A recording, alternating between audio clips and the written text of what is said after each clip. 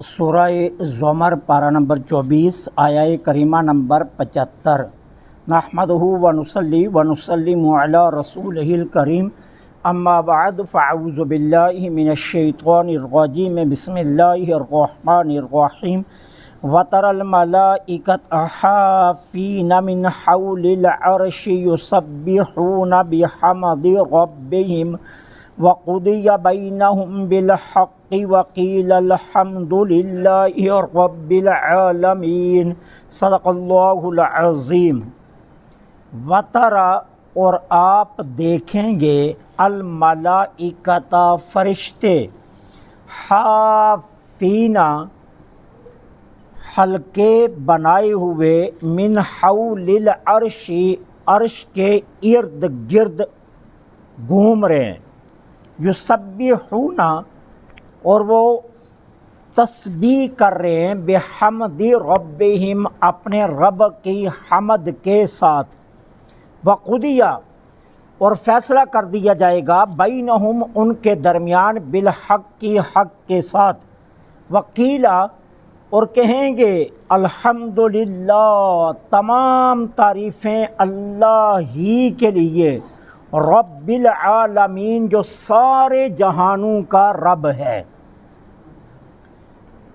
پچھلی آیات میں آپ نے دیکھا کہ ایمان والوں کی شان کو بیان کیا گیا، اور ایک مومن کا جو کمال کا درجہ ہے وہ ہے جنت۔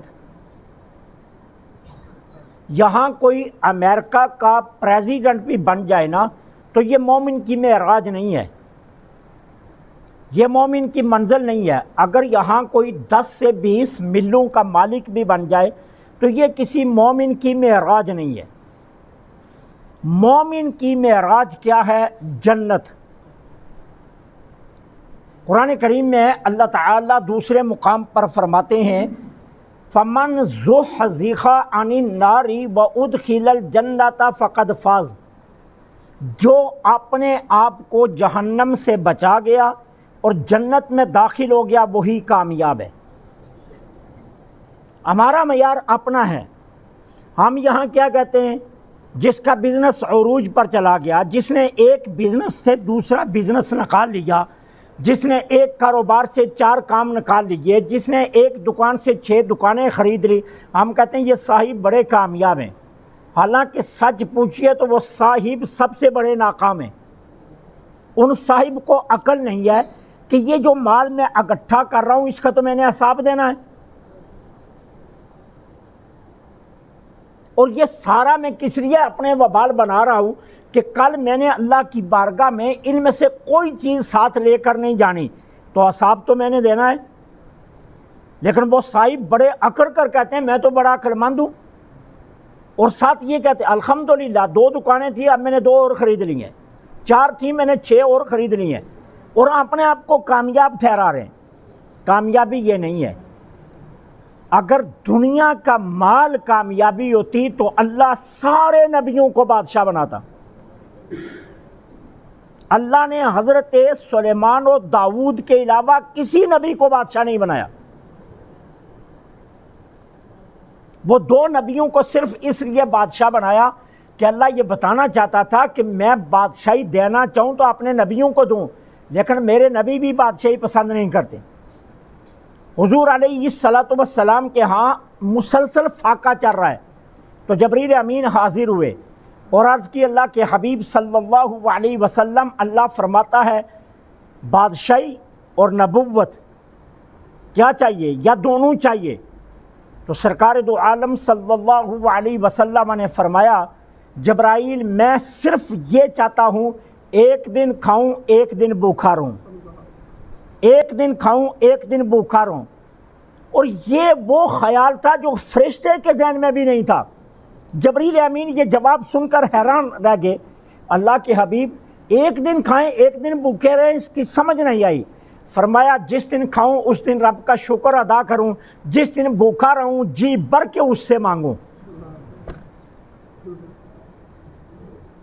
جبریل امین لوٹ کر کے اللہ کو یہ جواب بتایا سرکار کا، تو اللہ نے حدیث کے الفاظ ہیں، اللہ نے مسکرا کر فرمایا جبرائیل اب پتہ چلا نا میں نے اس کو کیوں اپنا محبوب بنایا،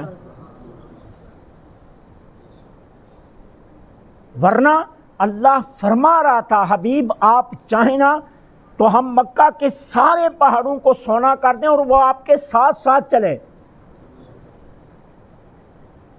اور یہ کوئی انہونی بات نہیں ہے کہ آپ کہیں جی یہ کیسے ہو سکتا ہے پہاڑ سونا بن کر چلے. ابھی تو سرکار کو اللہ نے یہ فرمایا تھا تو آج سعودی عرب کے پہاڑ میں سونا ہے، اور اگر حضور ہاں کر دیتے تو پہاڑ کیا ذرہ ذرہ سونا بن جاتا. اور رہی پہاڑوں کے چلنے کی بات، تو جب حضرت امیر حمزہ رضی اللہ تعالی عنہ کا جسد مبارک اود سے اٹھا کر نا مدینہ کی طرف لے کر چلے نا تو اود پہاڑ ساتھ چل پڑا تھا، اور اود پہاڑ بول اٹھا تھا. اللہ کے حبیب دو فیصلے کر لیجئے، یا مجھے بھی مدینہ لے چلیے یا احد میں امیر حمزہ کو یا یہاں رہنے دیجئے. تو پھر سرکار نے سیدنا امیر حمزہ رضی اللہ تعالیٰ عنہ کو روضہ انور وہیں بنوا دیا. تو یہ کوئی انہونی بات نہیں ہے، یہ اللہ تعالیٰ نے اختیارات دیے اپنے محبوبوں کو. ہم اس صاحب کو کامیاب، تو ایک مومن کی کامیابی کا معیار ہے جنت. اب اللہ تعالیٰ نے جس طرح مومن کے درجات بتائے نا، اسی طرح اللہ فرشتوں کے درجات بتا رہا ہے. اور فرشتوں کے درجات میں افضل ترین درجہ کیا ہے؟ وہ فرشتے جو عرش کو اٹھائے ہوئے ہیں یا جو عرش کے ارد گرد اپنے رب کی تسبیح پڑھ رہے ہیں، یہ افضل ترین فرشتے ہیں. اب اللہ تعالیٰ ان افضل ترین فرشتوں کا ذکر فرما رہے ہیں کہ اے محبوب آپ دیکھیں گے کہ فرشتے حول العرش، عرش کے ارد گرد طواف کر رہے ہیں عرش کا. یسبحون بحمد ربہم، اور ان کی زبانوں پر ایک ہی ہے، وہ اپنے رب کی تسبیح پڑھ رہے ہیں حمد کے ساتھ. ایک ہی وظیفہ ہے ان کا، اور وہ وظیفہ کیا ہے کہ وہ رب کی حمد کے ساتھ اس کی تسبیح بیان کر رہے ہیں. الحمدللہ سبحان اللہ، الحمدللہ سبحان اللہ، الحمدللہ سبحان اللہ، بس وہ فرشتے یہی پڑھ رہے ہیں اور عرش کے گرد چکر لگا رہے ہیں. یہ فرشتوں کا اونچا ترین مقام ہے، بلند ترین مقام ہے. کسی بھی فرشتے کا معراج یا کسی بھی فرشتے کا عروج، اس کی سوچ یہ نہیں ہے کہ میں وہاں پہنچ جاؤں، اس کی سوچ ہے کیا کہ میں عرش تک پہنچ جاؤں. تو یہ اللہ تعالیٰ بتا رہے. اس کے بعد فرمایا قضی بینہم بالحق، اللہ ان کے درمیان حق کے ساتھ فیصلہ فرما دے گا. اب اس کے اوپر مفسرین کے کئی اقوال ہیں. امام راضی تفسیر کبیر میں فرماتے ہیں اللہ فرشتوں کے درمیان حق کے ساتھ فیصلہ کر دے گا، یہ امام راضی کا قول ہے. باقی مفسرین کرام فرماتے ہیں یہاں حق کے ساتھ فیصلہ فرمائے گا، اس کا مطلب یہ ہے کہ اللہ تعالیٰ میدان معاشر میں باقی امتوں اور حضور کی امت کے درمیان حق کے ساتھ فیصلہ فرما دے گا. اور اس کا ذکر میں پرسوں کے درس میں کر چکا ہوں کہ جب اللہ تعالیٰ انبیاء کو معاشر میں اکٹھا کرے گا اور سب سے پہلا نبیوں سے سوال ہوگا کہ میں نے تمہیں تبلیغ کے لیے دنیا میں بھیجا تھا، بتاؤ کیا کیا.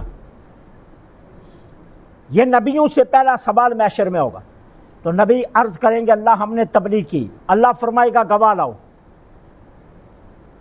اب وہ اپنی امت کے پاس جائیں گے، جناب موسیٰ اپنی امت کے پاس، عیسیٰ اپنی امت کے پاس، ہر نبی اپنی امت کے پاس ہیں، لیکن وہ گواہی دینے سے انکار کر دیں گے. کیوں کہ اگر گواہی دیں گے تو خود کو مار پڑے گی کہ اگر تم مانتے ہو کہ تبلیغ کیا تو پھر مانا کیوں نہیں.